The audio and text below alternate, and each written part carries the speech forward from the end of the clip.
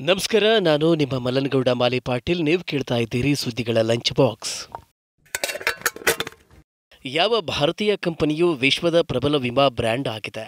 ಯಾವ ಕಂಪನಿಯಿಂದ 6,000 ಜನರನ್ನ ವಜಾ ಮಾಡಲಾಗಿದೆ? ಐಷಾರಾಮಿ ಮನೆಗಳ ಮಾರಾಟ ಎಷ್ಟು ಹೆಚ್ಚಾಗಿದೆ? ಈ ಎಲ್ಲ ಸುದ್ದಿಗಳನ್ನು ಹೇಳ್ತೇವೆ. ಇದರ ಜೊತೆಗೆ ಪರ್ಸನಲ್ ಫಿನಾನ್ಸ್ ಮತ್ತು ಬಿಸ್ನೆಸ್ ಸುದ್ದಿಗಳು ಇರುತ್ತೆ. ಬನ್ನಿ ಸುದ್ದಿಯ ಲಂಚ್ ಬಾಕ್ಸ್ ತೆರೆಯೋಣ. ದೈತ್ಯ ಕಂಪನಿಗಳನ್ನು ಹಿಮ್ಮೆಟ್ಟಿಸಿ ವಿಶ್ವದ ಪ್ರಬಲ ವಿಮಾ ಬ್ರ್ಯಾಂಡ್ ಆದ LIC, ದೇಶದ ಅತಿದೊಡ್ಡ ವಿಮಾ ಕಂಪನಿಯಾದ ಭಾರತೀಯ ಜೀವ ವಿಮಾ ನಿಗಮ LIC ಇಡೀ ವಿಶ್ವದಲ್ಲಿ ಪ್ರಮುಖ ಕಂಪನಿಯಾಗಿದೆ.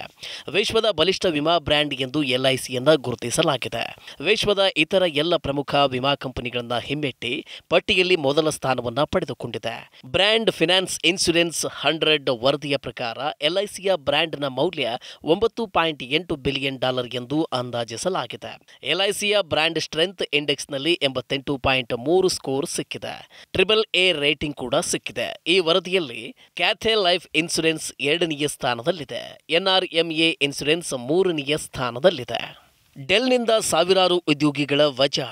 ಡೆಲ್ ಟೆಕ್ನಾಲಜೀಸ್ ಸುಮಾರು 6,000 ನೌಕರರನ್ನ ವಜಾಗೊಳಿಸಿದೆ. ಇದನ್ನು ಡೆಲ್ ಸ್ವತಃ ತನ್ನ ಎಕ್ಸ್ಚೇಂಜ್ ಫೈಲಿಂಗ್ನಲ್ಲಿ ದೃಢಪಡಿಸಿದೆ. ಕಂಪ್ಯೂಟರ್ ಮತ್ತು ಲ್ಯಾಪ್ಟಾಪ್ ವಿಭಾಗಗಳಲ್ಲಿ ಒಟ್ಟು 1.26 ಲಕ್ಷ ಉದ್ಯೋಗಿಗಳು ಕೆಲಸ ಮಾಡಿದ್ದಾರೆ. ಆದರೆ ಕಂಪನಿಯ ಎಕ್ಸ್ಚೇಂಜ್ ಫೈಲಿಂಗ್ ಮಾಹಿತಿ ಪ್ರಕಾರ ಈಗ ಡೆಲ್ನಲ್ಲಿ 1.20 ಲಕ್ಷ ಉದ್ಯೋಗಿಗಳು ಇದ್ದಾರೆ.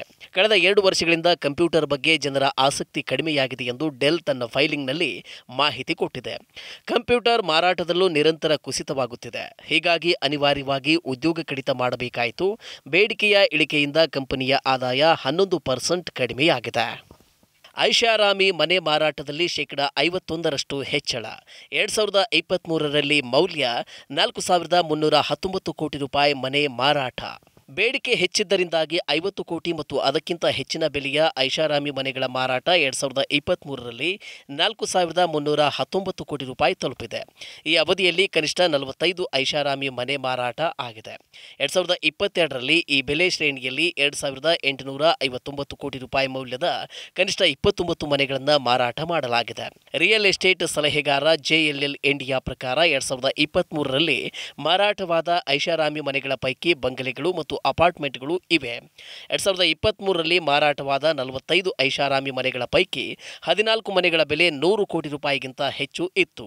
ಈ ಪೈಕಿ 79% ಮನೆಗಳು ಮುಂಬೈನಲ್ಲಿ ಮಾರಾಟವಾಗಿವೆ. ವಿಮಾ ಸರೆಂಡರ್ ಫೀ ನಿಯಮ ಬದಲಾವಣೆ. ವಿಮಾ ಕ್ಷೇತ್ರ ತುಂಬಾ ವೇಗವಾಗಿ ಬದಲಾಗುತ್ತಿದೆ. ಪಾಲಿಸಿಯಲ್ಲಿಯೂ ಕೂಡ ಬದಲಾವಣೆಗಳು ಆಗುತ್ತಿವೆ. ವಿಮಾ ನಿಯಂತ್ರಕ IRDAI ಹಲವು ಹೊಸ ನಿಯಮಗಳನ್ನು ಸೂಚಿಸಿದೆ.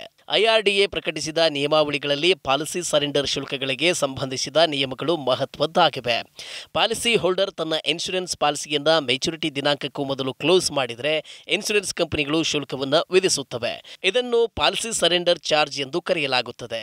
IRDA ಪ್ರಕಾರ ಇನ್ಶೂರೆನ್ಸ್ ಖರೀದಿ ಮಾಡಿದವರು 4ರಿಂದ 7ನೇ ವರ್ಷದಲ್ಲಿ ಪಾಲಿಸಿಯನ್ನು ಸರೆಂಡರ್ ಮಾಡಿದರೆ ಸರೆಂಡರ್ ವ್ಯಾಲ್ಯೂ ಸ್ವಲ್ಪ ಹೆಚ್ಚಾಗಬಹುದು. ಮೊಬೈಲ್ ಟ್ಯಾರಿಫ್ ಏರಿಕೆ. ಲೋಕಸಭಾ ಚುನಾವಣೆಯ ನಂತರ ನಿಮ್ಮ ಮೊಬೈಲ್ ರೀಚಾರ್ಜ್ ಮಾಡುವುದಕ್ಕೆ ಹೆಚ್ಚು ಹಣ ತೆರಬೇಕಾಗಬಹುದು. ಜುಲೈನಿಂದ ಟೆಲಿಕಾಂ ಕಂಪನಿಗಳು ಮೊಬೈಲ್ ದರವನ್ನು 20% ಹೆಚ್ಚಿಸುವ ಸಾಧ್ಯತೆ ಇದೆ. ಟೆಲಿಕಾಂ ಕಂಪನಿಗಳು ಪ್ರೀಪೇಯ್ಡ್ ಮತ್ತು ಪೋಸ್ಟ್ಪೇಯ್ಡ್ ಮೊಬೈಲ್ ಟ್ಯಾರಿಫ್ ಹೆಚ್ಚಿಸುವುದಕ್ಕೆ ಬಹುತೇಕ ಸಿದ್ಧತೆಯನ್ನು ಮಾಡಿಕೊಂಡಿವೆ. ವಿಷಯ ಏನಪ್ಪಾ ಅಂದರೆ, ಟೆಲಿಕಾಂ ಕ್ಷೇತ್ರದ ಕಂಪನಿಗಳು ಸ್ವಲ್ಪ ಆದಾಯದ ಕಡೆಗೆ ಮುಖ ಮಾಡುತ್ತಿವೆ. 2ನೇ ಕ್ವಾರ್ಟರ್ನಲ್ಲಿ ಪ್ರಮುಖ ಕಂಪನಿಗಳ ಆದಾಯ ಕುಸಿದಿದೆ. ಆದರೂ ಪೈಪೋಟಿ ಹೆಚ್ಚುತ್ತಿದ್ದು ಗ್ರಾಹಕರನ್ನ ಕಳೆದುಕೊಳ್ಳಬಾರದು ಎಂಬ ಕಾರಣಕ್ಕೆ ದರ ಏರಿಕೆ ಮಾಡಿರಲಿಲ್ಲ. ಇತ್ತೀಚೆಗಷ್ಟೇ ಏರ್ಟೆಲ್ ಮತ್ತು VI ಮೊಬೈಲ್ ದರ ಹೆಚ್ಚಿಸುವಂತೆ ಬೇಡಿಕೆ ಇಟ್ಟಿದ್ವು. ಈ ಕಂಪನಿಗಳು ಪ್ರತಿ ಬಳಕೆದಾರರಿಂದ ಬರುವ ಸರಾಸರಿ ಆದಾಯ ಅಂದರೆ ARPUವನ್ನು ಹೆಚ್ಚಿಸಬೇಕು ಎಂದು ಬೇಡಿಕೆ ಇಟ್ಟಿವೆ. ARPU ಯಾವುದೇ ಟೆಲಿಕಾಂ ಕಂಪನಿಯ ಆರ್ಥಿಕ ಸ್ಥಿತಿಯನ್ನು ನಿರ್ಣಯಿಸುವ ಸಾಧನ. ARPUವನ್ನು ಹೆಚ್ಚಿಸಿಕೊಳ್ಳಬೇಕು ಅಂದರೆ ಟ್ಯಾರಿಫ್ ಹೆಚ್ಚಿಸಬೇಕಾಗುತ್ತೆ. ಈ ಹಿಂದೆ ನವೆಂಬರ್ 2021ರಲ್ಲಿ ಟ್ಯಾರಿಫ್ ಹೆಚ್ಚಿಸಲಾಗಿತ್ತು. ಅದರ ನಂತರ ಬೆಲೆ ಏರಿಕೆಯಾಗಿಲ್ಲ. ಆಗ 20ರಿಂದ 25% ಏರಿಕೆಯಾಗಿತ್ತು. ಭಾರತದಲ್ಲಿ ಮಿನಿಮಮ್ ವೇಜ್ ಬದಲಿಗೆ ಲಿವಿಂಗ್ ವೇಜ್. ಕನಿಷ್ಠ ವೇತನ ಕಾನೂನಿನಲ್ಲಿ ಸರ್ಕಾರ ಬದಲಾವಣೆ ತರಲಿದೆ. ಕಾರ್ಮಿಕರ ಹಿತಾಸಕ್ತಿಗಳನ್ನು ರಕ್ಷಣೆ ಮಾಡುವುದಕ್ಕೆ ಸರ್ಕಾರ ಮಿನಿಮಮ್ ವೇಜ್ ಬದಲಿಗೆ ಲಿವಿಂಗ್ ವೇಜ್ ವ್ಯವಸ್ಥೆಯನ್ನು ಪರಿಚಯಿಸಲಿದೆ.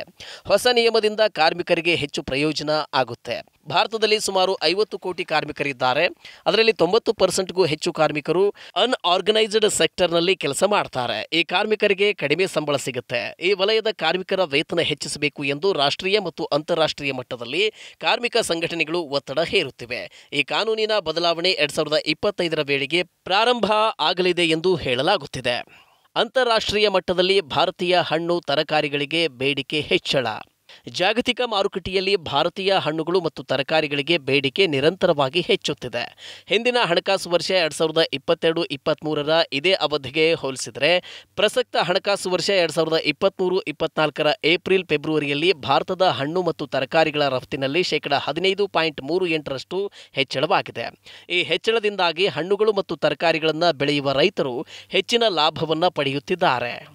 ಸರ್ಕಾರದ ಅಂಕಿಅಂಶಗಳ ಪ್ರಕಾರ ಆಂಧ್ರಪ್ರದೇಶ, ಮಹಾರಾಷ್ಟ್ರ, ಉತ್ತರ ಪ್ರದೇಶ, ಮಧ್ಯಪ್ರದೇಶ, ಗುಜರಾತ್, ಕರ್ನಾಟಕ, ತಮಿಳುನಾಡು ಪ್ರಮುಖ ಹಣ್ಣುಗಳನ್ನು ಉತ್ಪಾದಿಸುವ ರಾಜ್ಯಗಳಾಗಿವೆ. ತರಕಾರಿ ಉತ್ಪಾದಿಸುವ ರಾಜ್ಯಗಳಲ್ಲಿ ಪಶ್ಚಿಮ ಬಂಗಾಳ, ಮಧ್ಯಪ್ರದೇಶ, ಉತ್ತರ ಪ್ರದೇಶ, ಬಿಹಾರ, ಗುಜರಾತ್, ಮಹಾರಾಷ್ಟ್ರ ಮತ್ತು ಒರಿಸ್ಸಾ ಇವೆ. ಇವಿಷ್ಟು ಇಂದಿನ ಲಂಚ್ ಬಾಕ್ಸ್ ಸುದ್ದಿ. ಇನ್ನಷ್ಟು ಅಪ್ಡೇಟ್ಗಳೊಂದಿಗೆ ಮತ್ತೆ ಭೇಟಿಯಾಗೋಣ. ನಮಸ್ಕಾರ.